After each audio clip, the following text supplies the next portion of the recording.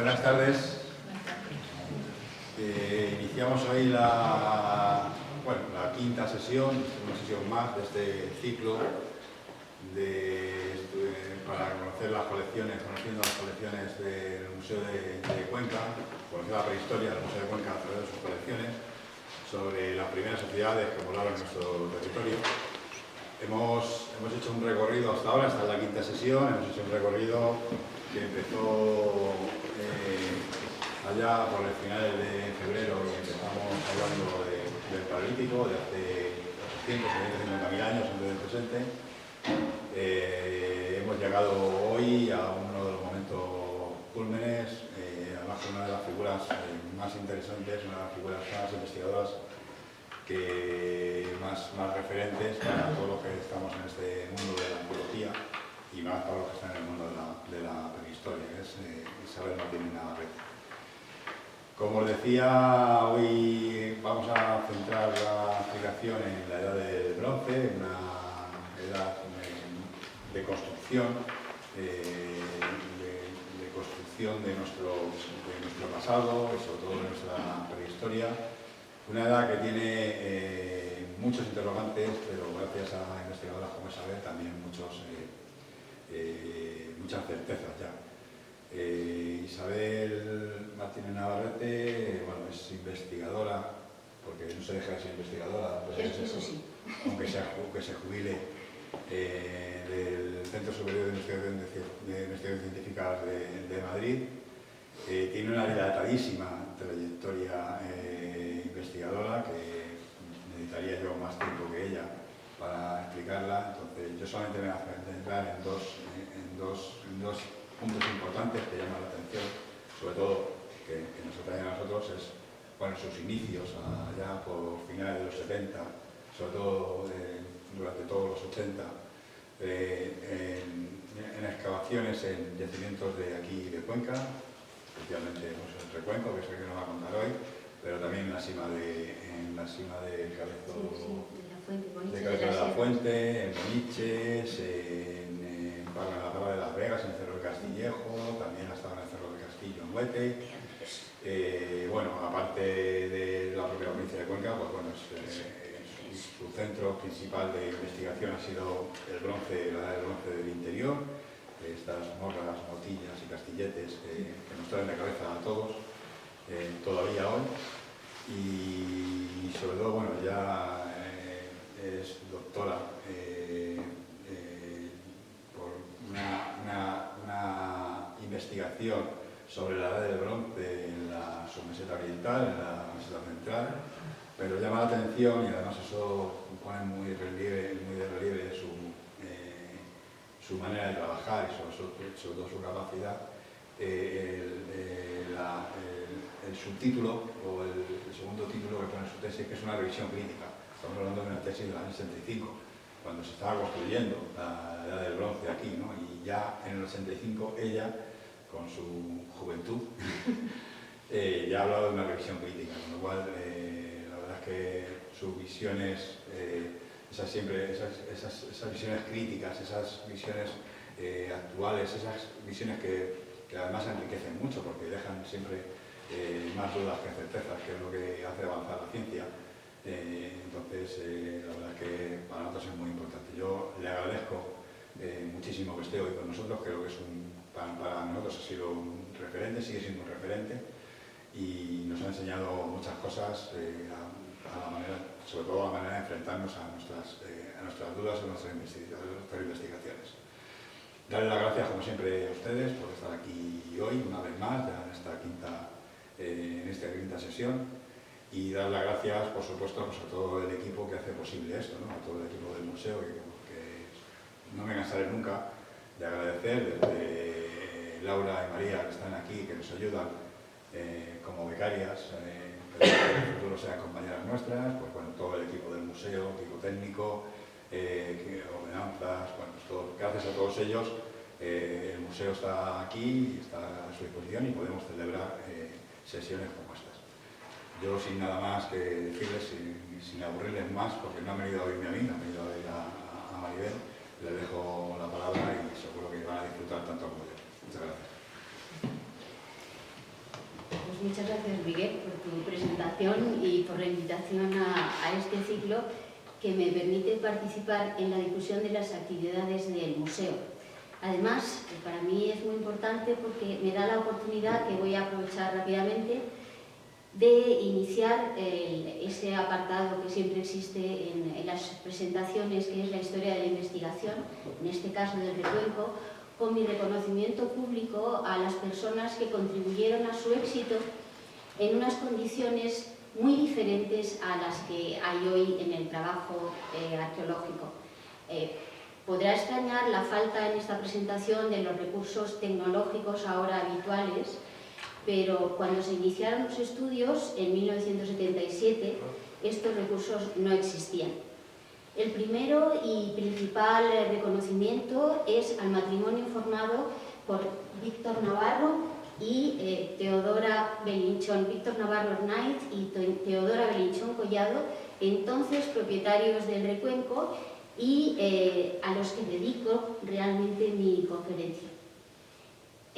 Su hospitalidad y ayuda durante nuestra campaña de campo lograron que pronto los vecinos de Cervera del Llano dejaran de vernos como 3 maestras y 2 alumnos que venían con el plano del tesoro de la Mora Grande y la Mora Chica, para reconocernos como las chicas del cerro, que ya era un cambio de contexto bastante significativo.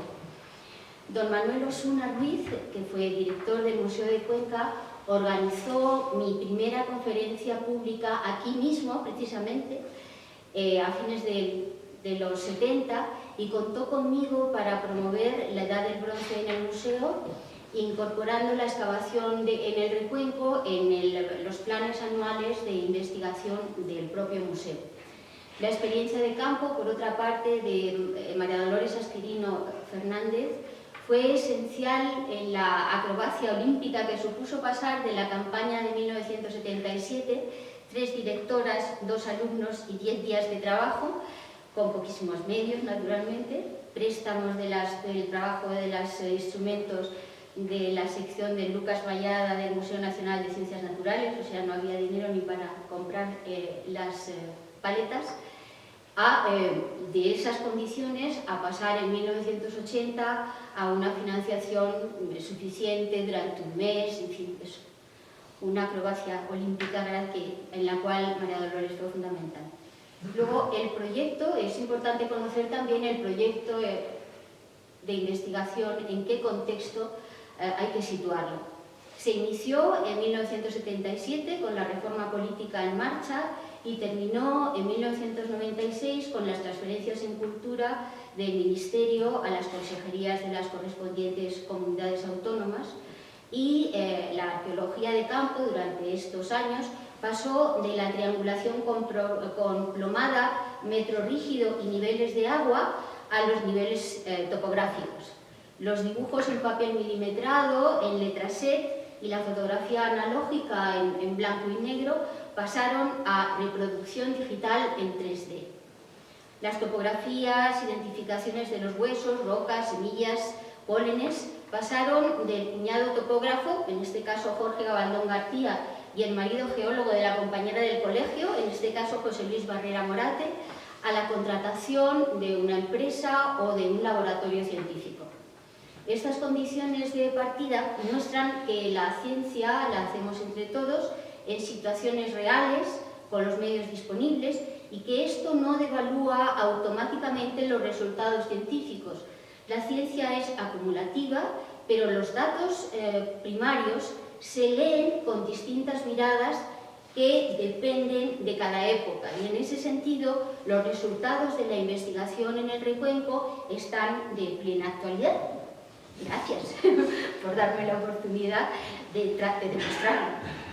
Pues entonces voy a empezar ya con los temas concretos de la localización. Sí, espera, lo primero de todo, usando no el ratón de mi, sino, a ver, así.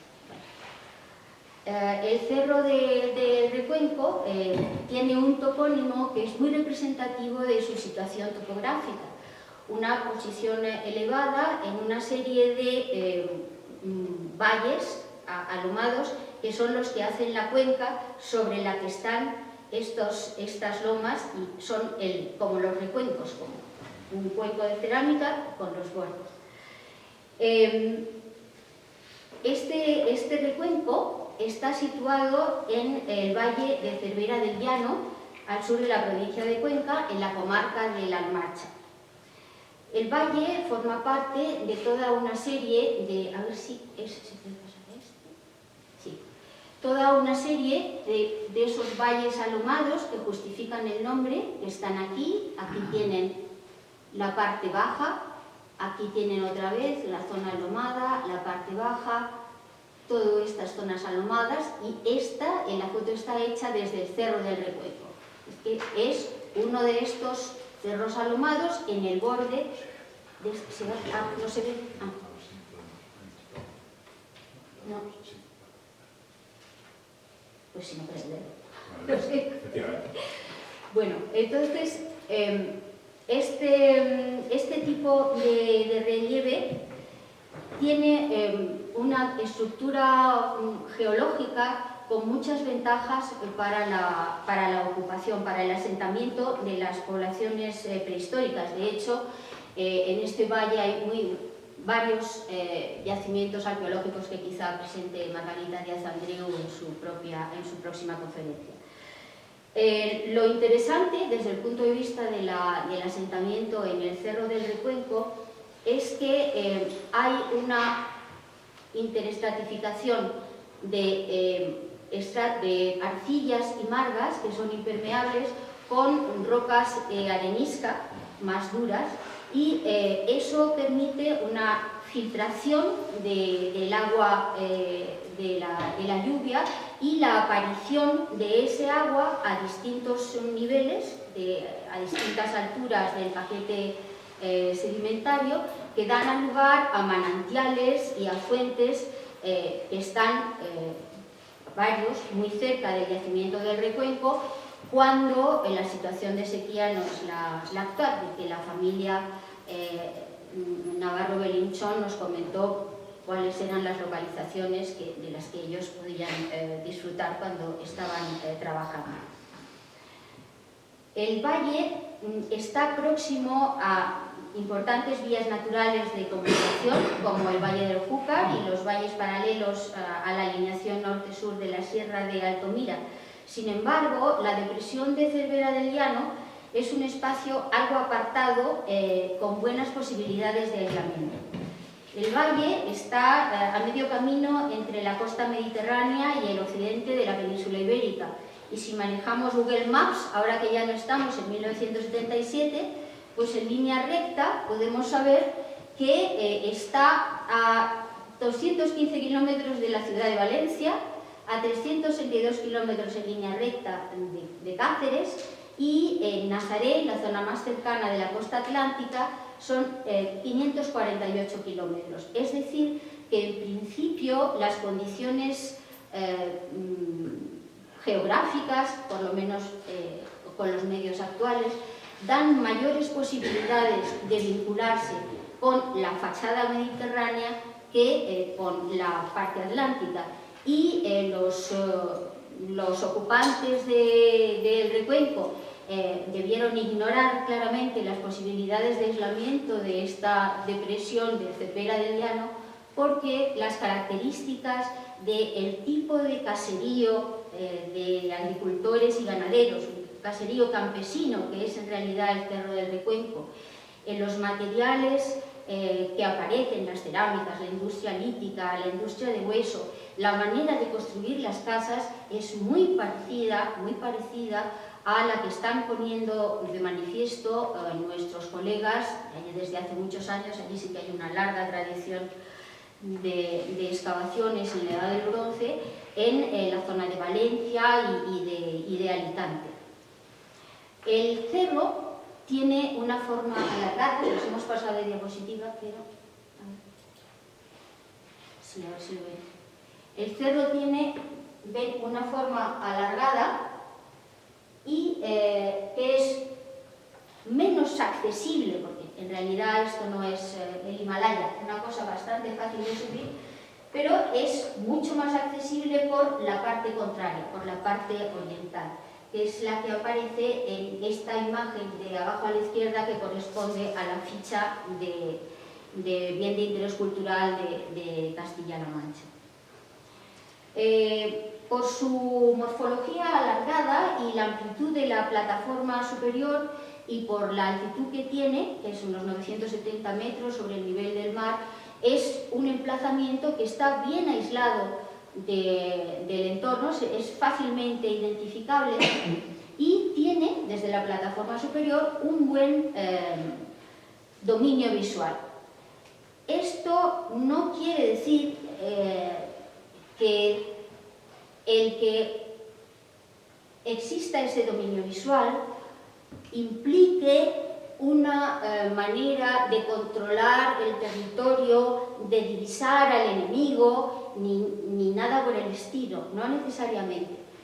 Esas estructuras que nosotros en el año 97 y en los años siguientes, de acuerdo con lo que era el planteamiento de la investigación, definíamos como murallas, probablemente tienen más que ver con cercas para recoger el ganado, con delimitaciones de campos de cultivo, pues muy similares a los que crearon la familia, todas estas líneas de murallas, que son plataformas agrícolas que están hechas para ampliar la superficie cultivable. Y son una desgracia para los arqueólogos poco expertos, que veíamos que aquello era pues, como un fortín. Y no, en realidad, esta mirada nuestra, propia de aquel momento de la investigación, de que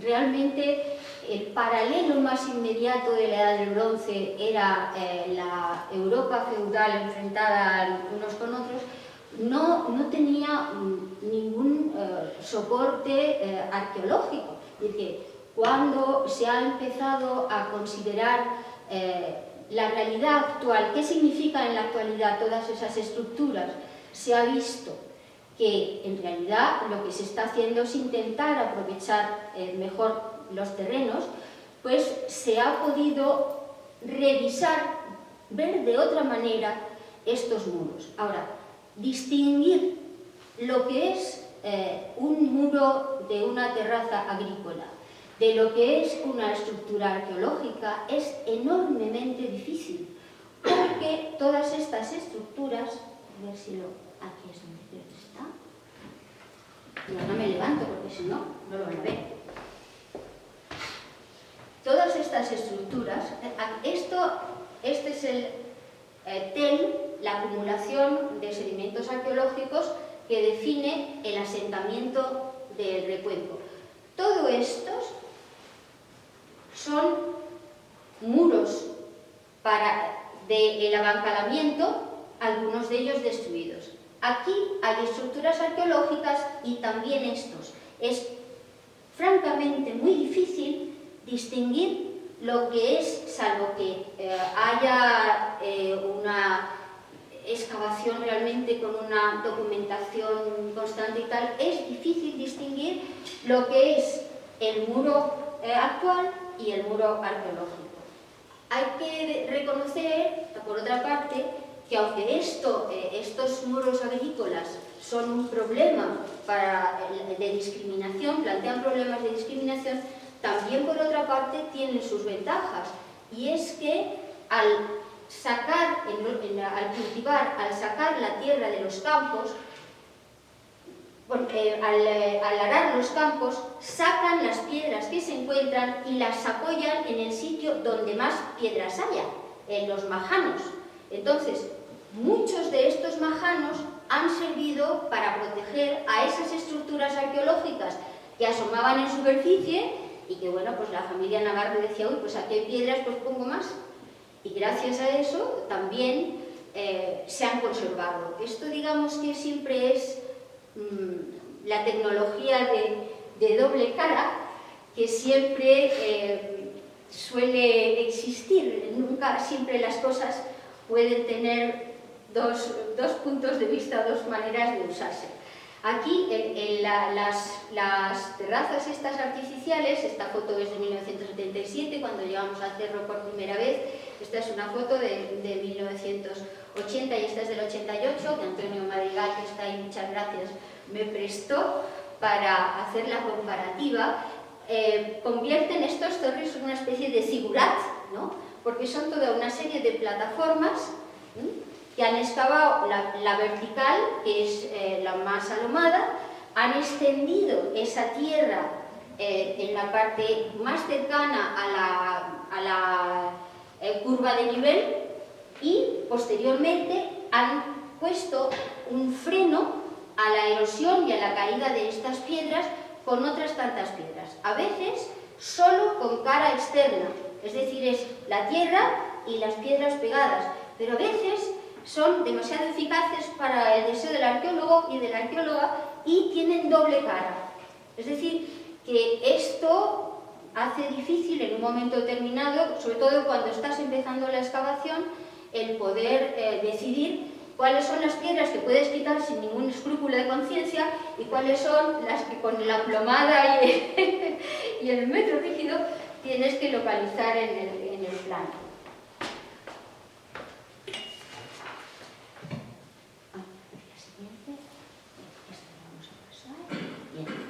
Ahora, entonces, el incorporar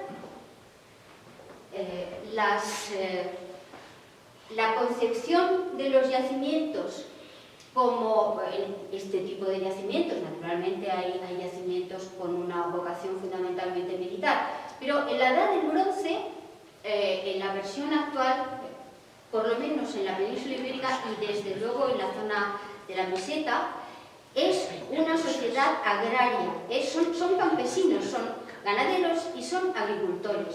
Y son gente que tiene una tecnología tan elemental como la que han tenido los campesinos y ganaderos europeos y los que siguen hasta hace muy poco, hasta que hubo la emigración a la ciudad, y la que sigue teniendo pues gran parte de la humanidad. Entonces, aquí tenemos el replanteamiento, varios modelos de replanteamiento del registro, cómo se pueden ver de diferente manera estas mismas estructuras según la visión que tengamos de la sociedad que estudiamos. Entonces aquí tenemos uno de estos, Jover Mestre y López Padilla, que son dos colegas de Alicante, que son unos estudiosos sistemáticos de toda la edad del bronce de la zona. Y entonces fueron unos de los primeros, en 2016, que ya se plantearon que este tipo de estructuras que aparecían en los yacimientos eran más bien esto, es decir, unas terrazas agrícolas. Es una reconstrucción de otra colega, María Jesús de Pedro Michó, ya en el año 88, donde esa multiplicidad de estructuras murarias que nosotros pensábamos que aquello era poco más o menos que Hollywood, miles de casas todas juntas, en realidad quizá muchas de esas estructuras no fueron viviendas, fueran simples, no es que sea simple, sino que eran algo simple en el sentido de que las hemos tenido delante toda la vida. Todo el mundo que ha ido al campo ha visto terrazas de cultivo, sabe que se hacen bancales, si tiene un jardín lo hace, pero en cambio tuvo que ser necesaria la crítica para comprender que esto se podía leer de otra manera. Entonces aquí está esta reconstrucción donde hay unos campos de cultivo reducidos, lo cual probablemente se acerca mucho más a la racionalidad de ese momento histórico, y no solo de ese momento, hasta muchísimos años, hasta que ha llegado la agricultura industrial o la ganadería industrial. Lo propio eran parcelas de un tamaño que pudiera ser cultivado por el grupo familiar, que era fundamentalmente el que estaba en estas tareas. Y entonces tenemos aquí un pastor que va con unas pocas cabras, una mujer que está haciendo las gavillas, los varones que son cosechadores, y ahí arriba hay una mujer que está haciendo cerámica. es una visión que es muy interesante desde el punto de vista de la interpretación de los espacios, pero que resultaría ahora más complicada porque la mujer está reclinada, que son las versiones, parece que podría estar un poco más derecha, a lo mejor podría ayudar a llegar, y por supuesto también esta señora está ahí. Y luego lo de que los niños corren libremente, pues verdaderamente los niños eran también fuerza de trabajo, como siguen siendo fuerza de trabajo en la mayor parte de las sociedades que no son occidentales. Entonces los niños ayudan y en este sentido, testimonio personal de Teodora Belinchón, que comentaba que ellos cuando tenían 4 y 5 años entraban en los campos que habían terminado de segar los segadores que venían de Galicia para espigar, recoger las espigas, que era lo que les permitía luego a ellos hacer el pan. Y esto es en los años 50. O sea, no es el segundo milenio antes de Cristo, ¿no? No es la edad del bronce. Es decir, que probablemente estos niños correteando felices son de antes de ayer, porque los niños se incorporaban también a la vida adulta. Otra posibilidad de las terrazas es el que se utilizaran, precisamente por esta voluntad de ganar terreno, para construir las viviendas. O sea, no necesariamente como un terreno de cosechar o de redil para las cabras y las ovejas y los cerdos que a veces tienen, sino para construir. Esta otra reconstrucción corresponde a Auxilio Moreno Honorato, que es de la Universidad de Granada, una colega de la Universidad de Granada. La propuesta es del 2012 y es un yacimiento interesantísimo, visitable, y que es un poblado metalúrgico. Aquí están fuera el área de la producción de cobre, y se ven un tipo de terrazas y de vivienda con techo, con techumbre de cañizo revestido de barro y pilastras, palos de madera, con calzos o sin calzos, o a veces también con adobe, y esto es otro tema que ha cambiado mucho. Y aquí está un ejemplo del recuenco. Esto es una de las estructuras centrales de la cata, una cata longitudinal que se hizo en 1980 y no en 77, sino 80, y se puso donde ven, por una parte, una serie de piedras que están en el aire, que siguen por aquí, luego hay otras que están bien encajadas, todas bien encajadas, y al final veremos en otra cosa que hay unas piedras que sujetan, que da toda la sensación de que es uno de estos revestimientos de las laderas para sujetar la parte interior, que en este caso no corresponde a una zona de cultivo, sino que corresponde a la zona donde están las zonas donde se vive más, porque luego hay otra polémica sobre el concepto de vivienda.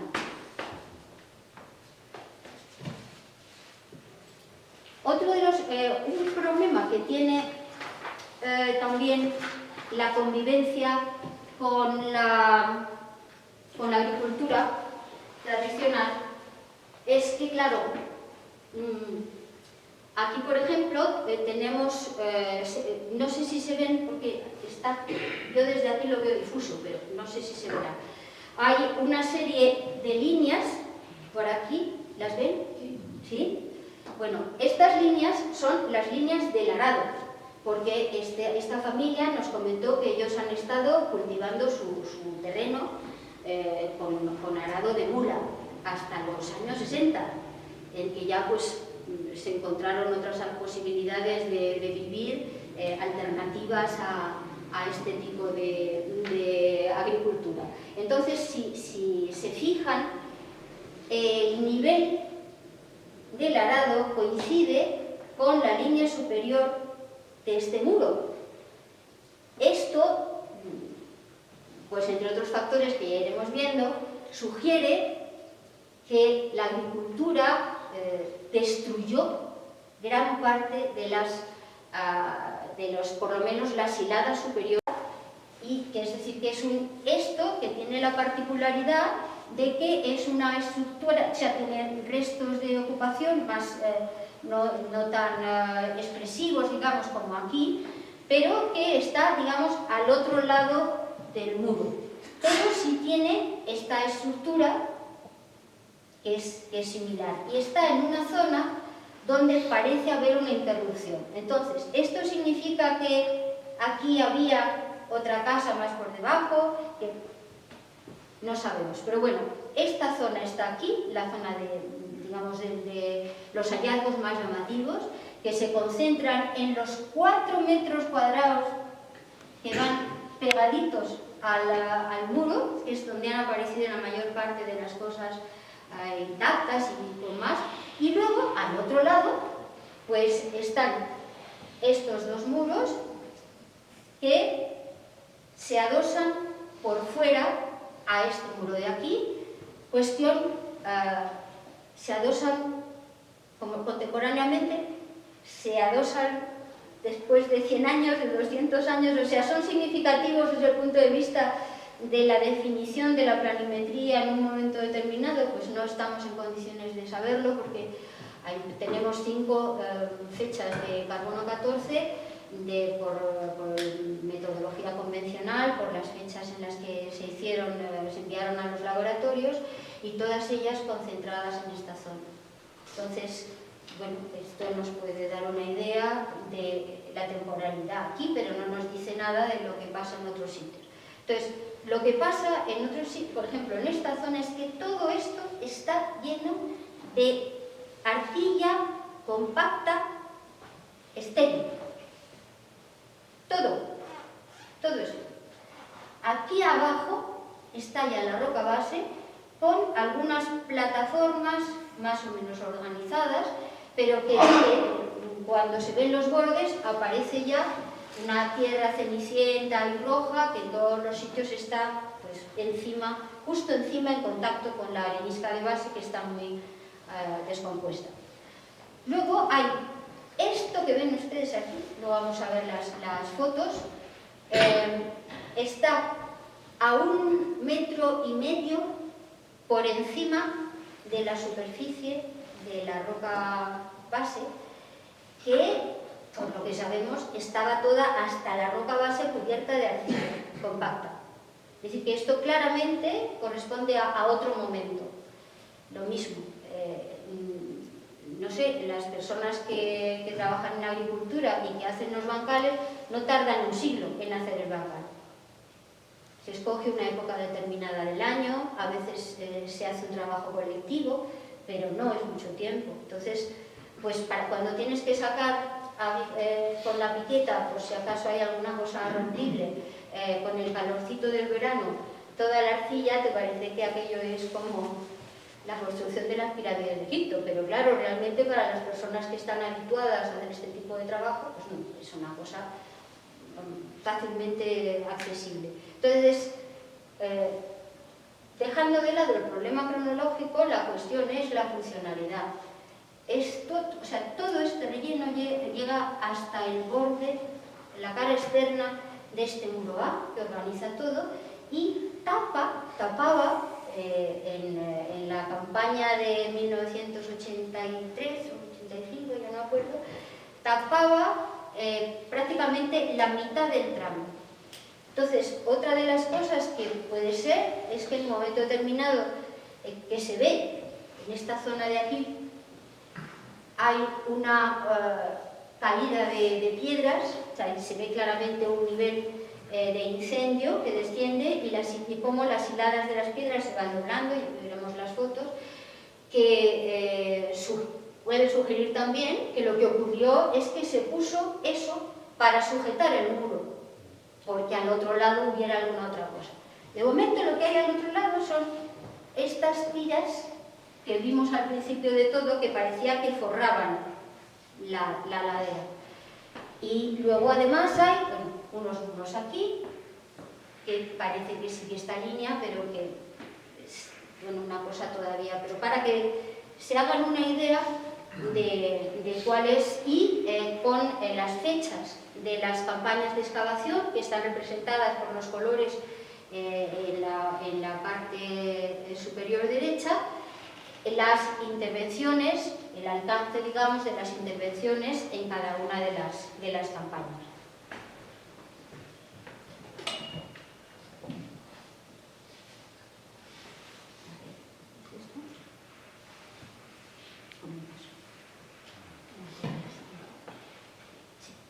Eso es aquí, sí, sí, perfecto, perfecto. Perfecto, no, sí, tiene que pasar a la izquierda, claro.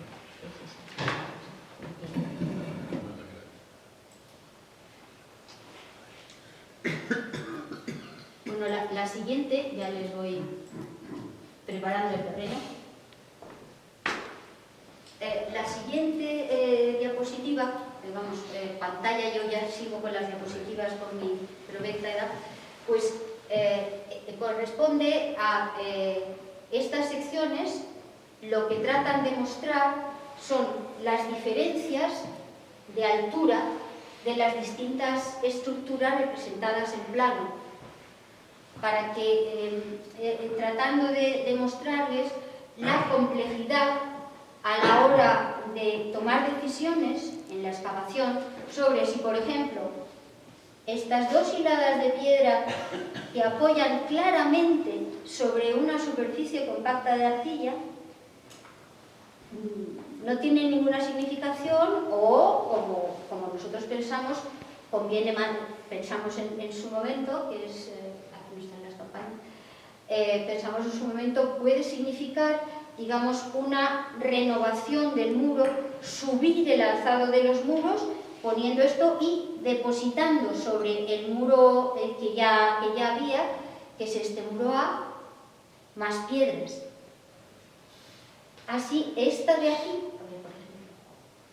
esta es la sección de este muro que les comentaba que en esta parte de aquí se estaba cayendo, ya veremos directamente la fotografía, pero aquí ya se muestra claramente que tenía una cierta inclinación izquierdosa, no, derechosa,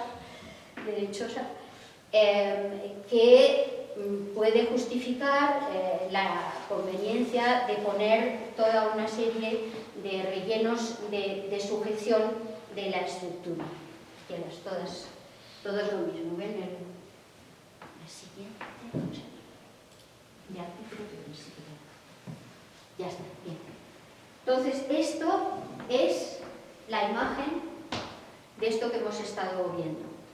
Aquí tenemos, digamos, lo que hay en la parte externa de la parte al exterior de este muro, y aquí es donde están, digamos, los restos de las construcciones. Aquí tenemos la localización de esa cata donde se ven las huellas del arado a la altura de la línea superior, de la hilada superior del muro, y aquí está este muro, está Violencia. Sí, este muro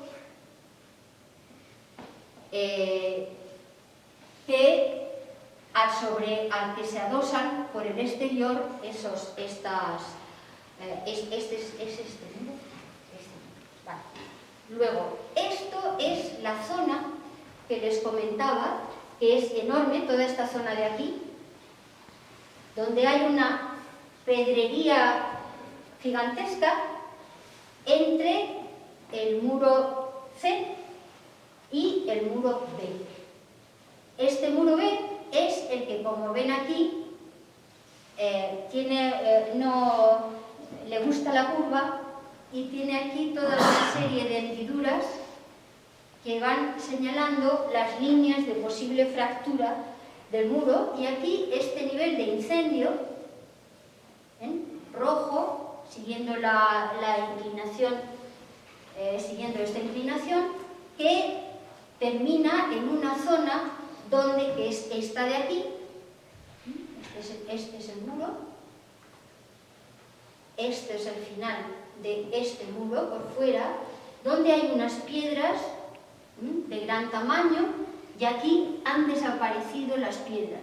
Bueno, difícil saber si esto tiene que ver con los abacalamientos, si es que aquí había una entrada, porque estas grandes piedras que hay aquí aparecen también aquí. Es esta piedra de aquí, esta piedra de ahí, en este muro que ocupaba muro o cierre o forrado, en fin, no sé, que corresponde a esto de aquí. Y esto es la parte de aquí, interna, esta, de los muros que luego por el otro lado tienen todas las casas adosadas. Aquí está un detalle de uno de los muros adosados y se ve, por aquí va el muro A, y se ve el contacto entre este muro, que es este, y el muro A, que viene por aquí, y los muretes adosados de la parte ocupada. Aquí hay otro muro que está en el alto, que corresponde a la parte superior de esto de aquí. Entonces se ve muy bien cómo por dentro tiene 4 o 5 hiladas y por la parte de fuera es una serie mucho más larga de piedras y que se ajusta a la inclinación de la vivienda. Y aquí está esto que les comentaba del apoyo de una serie de piedras que bajan de forma continua hasta el muro A, apoyados sobre casi pues 1 metro de relleno de arcilla, relleno que continuaba tapando hasta aquí.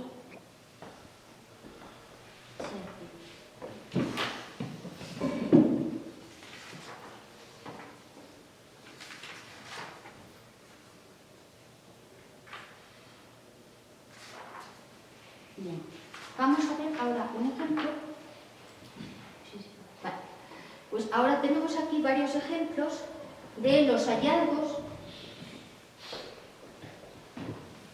que se han producido en esta parte de aquí, que es la que corresponde a la zona que les comentaba, donde están los 2 preciosos cacharros reconstruidos por Margarita que están en el museo, y todo el tipo de hallazgos y de estructuras que aparecen en esta zona ocupada. Esta zona de aquí tiene esta planta, esto es la foto, aquí están las estructuras de piedra, 3 estructuras de piedra adosadas al muro que servirían para calzar los postes que sujetan las techumbres de las viviendas. Son la idea generalizada es que son unas techumbres planas, inclinadas, para dejar caer el agua, y revestidas de barro. La superficie que ocupa la techumbre no es excesiva, porque el sujetar en la techumbre plantea un problema de sustentación. Entonces, claro, porque hay una relación directa entre la superficie que habría que cubrir y la longitud de la techumbre y la necesidad de los equilibrios para mantenerla. Entonces, esta digamos, puede ser una condición significativa para decidir el tamaño de la vivienda. Si es que toda la vivienda estaba techada, cosa que no tiene por qué ser así. Es decir, que puede ser que parte de la vivienda esté techada y otra parte esté al aire libre. Por ejemplo, hay muchos, en la arquitectura en piedra leonesa, hay muchos ejemplos donde tienes la pañoza con el techo cónico y luego tienes y la planta circular, y delante tienes unos salientes como del tipo, de este tipo, o sea, una zona recta y luego curva, pequeña, con una puerta aquí que sirve para encerrar el ganado. A veces eso mismo está dentro de la propia casa y el ganado tiene un espacio delimitado y a veces ni siquiera hay un espacio delimitado. Pues cuando hace frío entran los animales y todos están contentos. Entonces, luego, otra de las, en esta misma cata, esta cata que hay aquí, apareció este vaso aplastado, pero completo, en esta esquina, con una serie de pegotes de barro que están aquí, un adobe claramente reconocible que está aquí, estos adobes en forma de pan, y todo esto siempre en unos suelos grisáceos, resultado de tener la lumbre, el fogón dentro de la casa, en casas que se supone que están cerradas, que tienen muy pocos vanos, y entonces se llena todo de este polvo ceniciento. Aquí parece que podría haber un cierre más destruido que los que se encontraron, encontró Margarita Díaz Andreu en esta zona, donde también donde estaban todos los hallazgos estos estupendos de los cacharros completos y tal. Y luego tenemos aquí otro que es esto, que está aquí, está la C4, la cata con los cacharros, este cacharro precioso, boca abajo, todo redondito, ideal, esta gran cazuela, aquí más fragmentos, y aquí ella encontró pues, con un lar, o sea, hecho con una base de arcilla, con los bordes levantados para controlar el fuego, en la medida en que se podía, que parece que tenía su dificultad. Pero en todo caso, quizá este tipo de cuestiones de pegotes de arcilla pues, pudieran tener también el mismo sentido.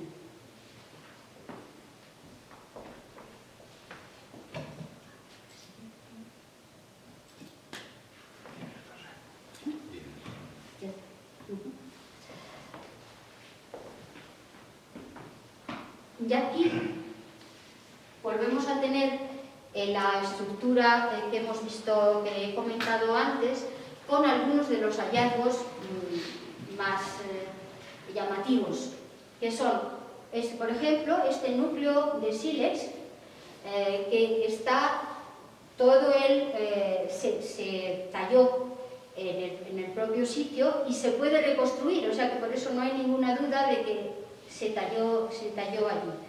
Estas hoces de sílex para segar, este adorno de concha, que es un berberecho, que es como la joya de las joyas, porque el recuenco no tiene restos hasta ahora.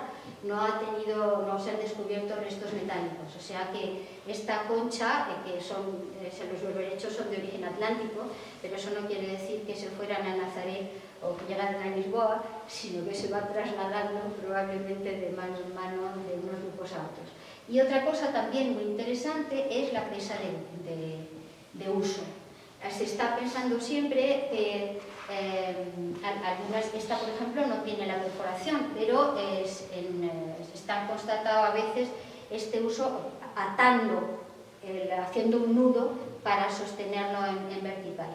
Es interesante este tema, este hallazgo de lo de los usos, porque uno de los grandes debates en la Edad del Bronce es si hay o no artesanías especializadas.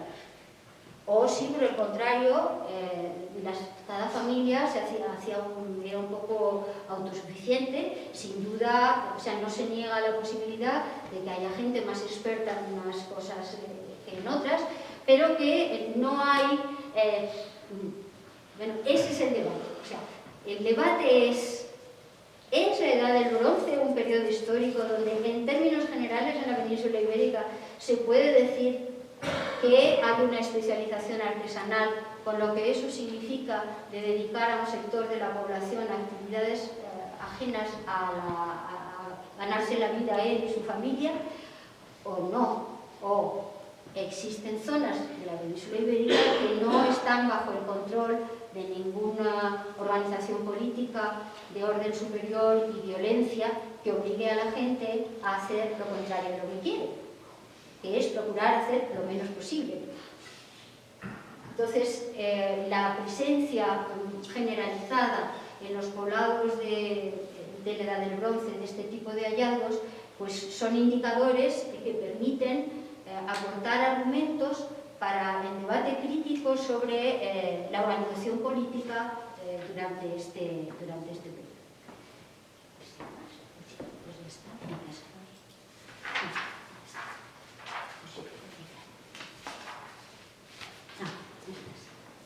Y quiero terminar, antes de pasar a los comentarios, con otro de los grandes homenajes que yo me proponía en esta...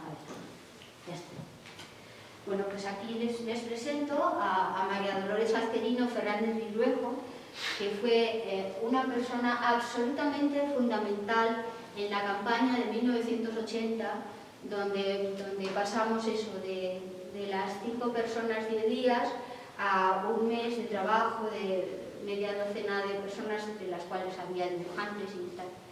Entonces, María Dolores Asquerino se ocupó del dibujo, de la estratigrafía y la planimetría de absolutamente todas las estructuras que se conocieron. Nos orientó muchísimo a la hora de tomar decisiones sobre cuáles eran los aspectos en los que había que insistir, y nos regaló unos dibujos, de los que les pongo solo un ejemplo, que son muy representativos. Todos los dibujos están entregados en el Museo de Cuenca como parte de la documentación de las excavaciones en el Recuenco. Y aparte de reflejar bien este escalonamiento del muro, este muro que atraviesa, esta parte de aquí es justo la más cercana, esta parte de aquí. Pues aparte de eso, lo hace con una calidad en el dibujo, en el diseño, que es algo que ni los drones ni la tecnología 3D puede resolver. Entonces, yo no quería dejar de terminar mi intervención sin este homenaje realmente entusiasta a una mujer que ha sido un referente, desde luego en la investigación del Recuenco, pero también en los estudios sobre el Neolítico en la península ibérica, y bueno, pues que hay que reivindicarla. Y ahí aprovecho entonces para... Si voy a pasar a la fecha. ¿Dónde está?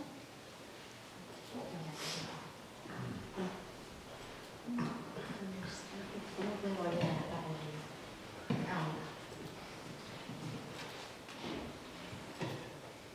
Sí. Aprovecho para señalar que estas actuaciones de reivindicación del papel de la mujer en la arqueología tienen una representación muy interesante en esta lección. Arqueólogas y aquí en este caso María Dolores Asquerino, María Dolores, que está alojada de momento como una cosa independiente, pero que en su momento fue parte de un proyecto de investigación precisamente de Margarita Díaz Andreu sobre el papel de las mujeres en la arqueología. Y en fin, bueno, también nosotras nos tenemos que reivindicar, ¿no? Sí. Bueno, muchas gracias por su atención.